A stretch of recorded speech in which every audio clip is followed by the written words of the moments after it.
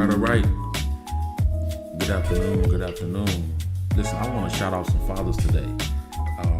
Want to encourage and shout out some fathers today. Hope that is all right. We are at the place and point Saturday before Father's Day. Saturday before Father's Day, and I want to give you a great shout out. Every father, every stepfather, every father-in-law, adopted father, godfather, father figure, wherever you are, however that feels to you, want to shout out to you because you're needed. Definitely needed. And I want to say thank you for being in that place of fatherhood for somebody who needs to be uplifted, invested into, poured into because they may lack a father. And so I want to say thank you for being in that role. I want to salute you for being in that role. And we know sometimes fathers in this season time, sometimes they get overlooked. We go all in sometimes for Mother's Day, but not always Father's Day. So I want to say thank you. I want to say thank you for being the father that God has placed in your life, called you to be. You are important. We need you to keep going. We need you to keep making it happen for us because it's just good to have fathers. It's good to have fathers. And I want to encourage anybody who wants to give a quick shout out your father, say something, whatever, in regards to what your father's done in your life, what he's taught you to be, trained you to be, however is that father figure in your life. Give them a shout out, give them a thank you. Make sure that you show him some love. So I want to give that first off the cuff. And if I hadn't announced myself, let me say that I'm Pastor Julian, and it's Ask Pastor Julian platform. Of course, here we always talk about empowerment as well as entrepreneurship. And so a lot of times, as I said earlier, we don't always shout out the brothers, don't always shout out the fathers. And so I want to shout out the fathers today. And I'm going to introduce our life class session that we're going to be doing starting at the end of this month and dealing with it every Tuesday in July. We're gonna be talking about the men's life mastery class and how to create an action plan for your life so that you can be everything you need to be, everything God called you to be in this season and in this time. I'm gonna deal with that a little bit later, but I want to talk a little bit about from this subject, God sees you. And sometimes I know for a fact that fathers and men, and sometimes, if I could take it so far, I would say sometimes black men, a lot of times black men aren't seen as they would like to be seen, or they should be seen. So I want to encourage you today to tell you and let you know that if you are the type of man, the type of father that is putting in work, that is putting in effort, that is going for what you know, doing the best you can. I know that sometimes it may not seem like you're seen or appreciated, but I'm here to tell you that God sees you. God sees your effort. God sees your love. God sees your labor. God sees your hard work, and you will be rewarded. And he's going to come lift you up, give you strength.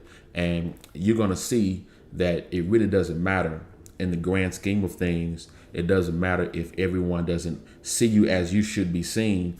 What matters at the end of the day is that God sees you, because when he sees you and he sees your effort, he sees what you're putting in, sees what you're, how you're investing in yourself and using the gifts that he's invested inside of you, how he sees that and blesses you accordingly. So with that said, I'm gonna check out the chat right quick.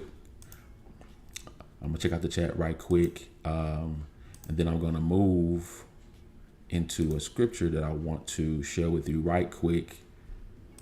It's gonna be John chapter 5. All right. Okay, cool. John chapter 5. And I'm going to move this over so you can see my screen. Yeah. John chapter 5. And I'm going to start reading here at the first verse. I'm reading from the King James Version. I'm actually putting this up from BibleGateway.com just to have it on here for you to see. Yeah. John chapter 5, first verse says, "After this, there was a feast of Jews, and Jesus went up to Jerusalem." Second verse, "Now there is at Jerusalem by the sheep market a pool, which is called in the Hebrew tongue Bethesda," Bethesda means house of mercy, having 5 porches. It had 5 porches. In these lay a great multitude of impotent folk, of blind, halt, withered, waiting for the moving of the water. Now, why were they waiting?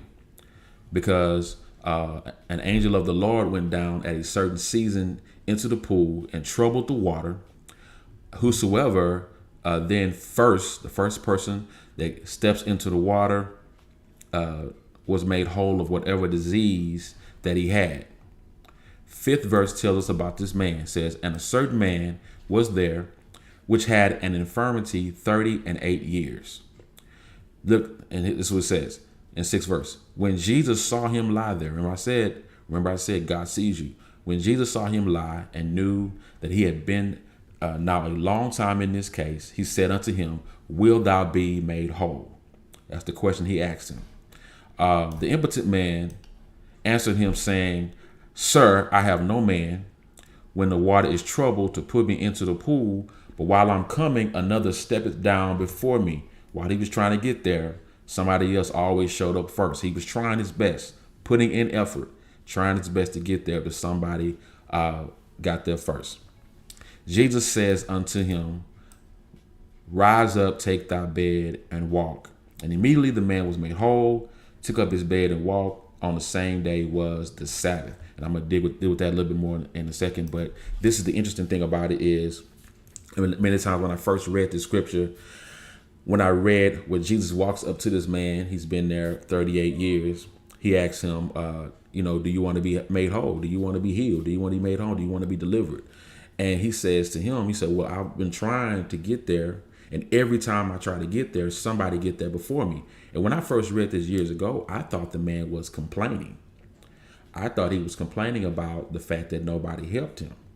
But really what he wasn't complaining, he was explaining that he was putting in effort, he was putting in time, he was trying to get there all this time, but nobody was helping him get there. Well, number one, he was trying to get there, but somebody always beat him to it. Then number two, he was trying to get there, but had nobody to help him. So he didn't get there first, and he had nobody to help him get there. But he was putting in work. He was putting in effort, trying to make it there, trying to get to the source of his what he thought would be his deliverance or his healing or be made whole from that point on. But nobody was able to get there to help him out.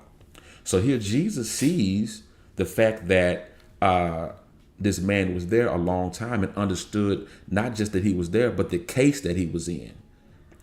See, look, it says in the 6th verse, it says, when Jesus saw him lie there and knew that he had been now a long time in that case.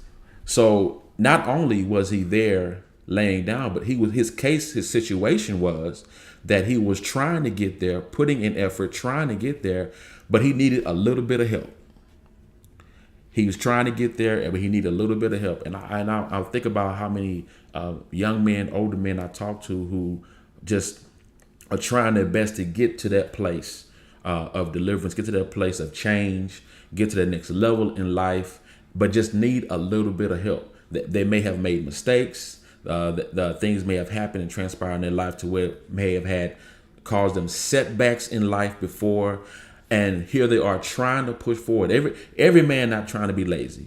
Every man not trying to get over on you. Every man is not trying to be devious or use the wrong type of means to do people. There are many men out there, my boys, my friends who I call close. They are doing their best, putting in work, putting in time, putting in effort to get themselves and their families to the next level. And sometimes all they need, and God understands this, all we need is just a little bit of help, a little bit of help to get us to that point, because you may have been or know someone who is trying to get that job, trying to support that family, trying to get that career off the ground, trying to get that business off the ground, trying to get this book written, trying to excel, trying to get that new song they want to write, whatever it may be, and they're like trying to get that new home, trying to just move forward in life, whatever that case may be. But for some reason, something is like holding them back, or they need just a little bit of help to get to that finish line. Well, I'm here to tell you, my brother, I'm here to tell you, my friend, I'm here to tell you, young man, older man, I'm here to tell you today that God sees your effort. And it may seem like you have been doing this for a long time in this case. It may have been months, it may have been years that you've been trying to deal with this issue, get past these issues, but it seems like you're not able to move forward. I'm here to tell you that God sees you. And as long as you understand that God sees you, the question is coming to you, do you really want it? If you really want it, you keep pushing forward in the effort, because God sees your effort and he is going to make sure that you're going to be blessed accordingly. You're going to be healed accordingly. You're going to be made whole because you put in the effort. You put in the work. No matter what other people are saying, they're disagreeing with the way you or the process you're doing or going by it. They're not happy with how you or your state of being. But the same people I find out that maybe complaining about what you're doing many times the same people who will not help you. So look, I'm going to show you this in the text. Let me show you this in the text. 8th verse, he says, Jesus said unto him, rise, take thy bed and walk. 9th verse, and immediately the man was made whole, took up his bed and walked, and it was on the day of the Sabbath. All right, so 10th verse says, the Jews therefore said unto him that was cured, and is it the Sabbath day? Is it not lawful for you to carry your bed? It ain't lawful for you to carry your bed on the Sabbath day. 11th verse, it says, but he that made me whole, he's the one who told me to take up thy bed and walk. So what is he saying? Listen, you knew that I needed help. You knew that I needed some assistance. You saw the effort I was putting in, and you didn't help me. But the one who cured me, the one who made me whole, he's the one that told me to take up my bed and walk. I much rather listen to the one who healed me than trying to fit into your rules and regulations and your law that you want to hold me down. Those same laws that you have kept me bound for 38 years. And maybe you, a brother, you know someone who has tried to grip you and hold you into a certain case for so long because they want you to be delivered the way they want you to be delivered. And you got to be careful about certain people who only want you to be freed if it's their way. They only want you to get ahead if you do it their way. They only want you to speak if you do it their way. They only want you to be healed if you're going to do it their way. And if you don't do it their way, they find all the other things that they can complain about how you're not moving forward. But this man says the one who healed me, the one who cured me, because he didn't know it was Jesus at the time. He said, but the man who cured me, the one who brought me out, he is the one that told me to take up my bed and walk. Take up my issue and walk. So the very thing that was holding him down, holding him captive, now he's able to pick it up and carry it around and and show as a testimony of this is what held me back, held me down all this time, but now I can be free. Now I can be delivered. And don't you know that when you're putting in effort, when you're putting in work, the very thing, there's sometimes there's hindrances, that there might be just one thing that's blocking you from getting ahead or moving forward. But as soon as God is ready to break that chain, break that bondage, to get you past that point, you're going to look back at the thing that was holding you back and say, listen, look how small this was. Look how insignificant this bed is. Look how insignificant this issue was that was holding you back. Look how much authority or how much power I gave to the people who were talking to me, telling me that I couldn't make it or I couldn't do it. Telling me that I had to do it a certain way or be a certain way or it wasn't going to work out for me. How small and insignificant that is now. So I just want to say this, and I just want to encourage you that God sees your effort. He's going to come. He's going to heal you. And don't worry about the naysayers. Don't worry about who wants you to do it this way or that way. Just make sure that you're doing it God's way, and he's going to reward your effort in due time and in due season. He's going to do that. He's going to do that for you. He's going to make sure that you have what you need in the right season and the right time. All right, let me check the chat right quick. And then I'm going to go and see. I'm going to show you what we're doing for July. All right.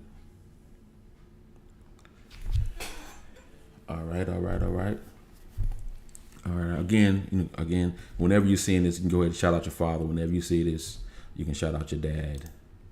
All right. Now in July, or they actually going to start the Tuesday, which is the June the 28th, the last Tuesday in June, right before July. We're going to start a class that we're doing, a life mastery class, and I'm going to show you this because I really want to encourage brothers. I really want to encourage men to be them best selves and to come up with an action plan for their lives. I know that a lot of people feel like that problems arise because of decisions, and people think that good men don't make bad choices, but sometimes good men make bad choices. It's not that they're not a good man. It's just sometimes they have made bad decisions in life. And so I want to help some brothers out. I want to help some brothers to get them a good action plan so they can minimize the mistakes. Not saying mistakes won't happen, but you can minimize the mistakes by having a good plan, action plan for your life. And so I want to submit this challenge to you that's going to start in June. So let me move this over right quick. Transition this over so you can see what we're going to be doing. And the headline here is, and I have the link to this in the description here. Basically, we're dealing with men's issues, men problems. It says discover the solution to the single biggest mistake that good men are making. And what is that? It's bad decisions. And I said, hint, it's not the women. Sometimes we say, well, you're doing bad because of your decisions with women. It's not the women. It's the man, because man has the authority. God has given man the authority. So we're going to deal with that. Yeah. So this is the Life Mastery Plan Challenge that we're going to be doing. And I want to show you the secrets to producing the life results you've been searching for. So if you have been a brother who's made mistakes, or you know somebody who is making mistakes, have made some things they want to turn their life around, I want you to invite them to this challenge. And so here's some of the things that we're going to be talking about in this challenge. It's going to be a 5-week commitment, 5-week challenge every Tuesday evening from 7 to 9 p.m. Central Standard Time. So I want you to make sure you be there for this. And this is some of the topics we're going to be dealing with. We're going to be dealing with the masculinity crisis. We'll be dealing with self-care and self-conditioning. Going to answer the question, man or woman, who's the real prize? We're going to deal with that biblically. Yes. We're going to be talking about the action plan, mastering the failed plan that you used to have, and how to get your plan right back in order where it should be. We're going to talk about choosing your career and lifestyle. There's a lifestyle that you want. There's a lifestyle that you want that you can get. There's a lifestyle that you want that you can receive. The question is, are you willing to put in the time, the effort, and the work to get that type of lifestyle? You can have it. Let me say it again. You can have it. You can have it, but you have to make sure that you put plan in action for that type of lifestyle. So there's some things that we're dealing with. You're going to also be talking about the sexual marketplace, where you fit into that, how that works, dealing with relationships, dealing with love life, how to manage your sex drive, who to date and who not to date. And it's okay for you to choose who to date and who not to date. We're going to deal with issues with pornography. I know a lot of brothers, men are dealt with pornography. We're going to deal with some issues and strategies that work to help you get through those things. We're also going to talk about investing. And I know I have on here crypto investing, but we're not going to just talk about crypto investing. We're going to talk about investment, period. How it's important for you to be investing now. It's no longer an option. You have to invest. And we're going to talk about why that is the case. We're going to talk about why and how money works. Is credit a good thing? Is good credit a good thing? We're going to deal with that as well. Yeah. And then last week, we're going to sum it up talking about, and of course, Father's Day is this weekend. We're going to talk about, for those who need this help, becoming the dad my father never was. So we're going to deal with the identity issues and stuff like that, being present and things of that nature. We're going to talk about these things. So you can click on the link and learn more about this. Somebody asked what the cost is. Okay, the cost is $97 for the month. The entire month is $97 for the 8 to 9 o'clock session. Now how we split up is we have a 8 to 9 session where we're just doing training. We're doing training on the topics that we're talking about. And then the 7 to 9 session on the same day is going to be $197, where we're going to actually do the VIP experience, where we're going to actually do the session, but also have a Q&A session where we deal with and answer every single question you may have on the issues of the topic that we're dealing with. Every single question will be guaranteed to be answered if you go with the VIP package experience that we have for you. So yeah, that's what we're going to be doing. That's what we're talking about. You are to click on the link. Go ahead and click on the link and begin the challenge with us. Again, we're going to start June 28th, Tuesday night. June 28th, Tuesday night. And it's going to be every Tuesday from that point on. Right? So we want you to go ahead and join this challenge.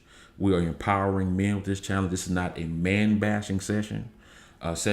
These will not be women bashing sessions. This is all about empowering men, and we're going to deal with every facet of your life, your personal life, your love life, your finances, all those things, your credit. We're going to deal with all those things to empower you to be better. Listen, I a lot of times, and knowing this, being in ministry for so long, I hear where a lot of topics and sermons when it comes to men on Father's Day, it's all about men step up. You need to step up and do this and step up and do that. Where I'm not here to tell you to step up.